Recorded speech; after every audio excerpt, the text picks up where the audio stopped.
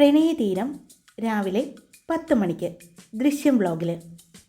നമ്മൾ ഇപ്പോൾ ഒരു വാരിക്കുഴിയാണ് തീർക്കുന്നത്.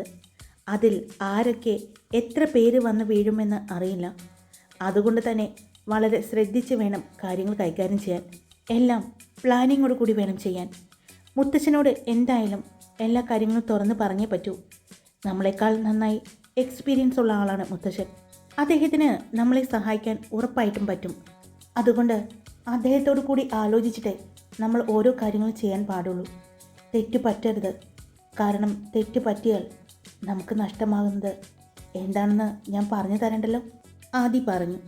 ശരിയാണ് ആദി, നീ പറഞ്ഞത്. മുത്തച്ഛനോട് സംസാരിക്കണം. പിന്നെ മുത്തച്ഛൻ്റെ പെർമിഷൻ ഇല്ലാതെ നമുക്ക് ഒന്നും ചെയ്യാനും സാധിക്കില്ലല്ലോ. ഇവിടെ നിന്നും അവരെയും കൊണ്ട് നമുക്ക് പുറത്തേക്ക് പോകണമെങ്കിൽ പോലും മുത്തച്ഛൻ്റെ അനുവാദം കിട്ടിയേ പറ്റൂ. പിന്നെ ഇപ്പോൾ അതിന് നമ്മുടെ മുന്നിൽ നല്ലൊരു വഴി കൂടിയുണ്ട്. സത്യ, അവനെ മുൻനിർത്തി വേണം നമ്മൾ ഓരോ കാര്യങ്ങൾ ചെയ്യാൻ.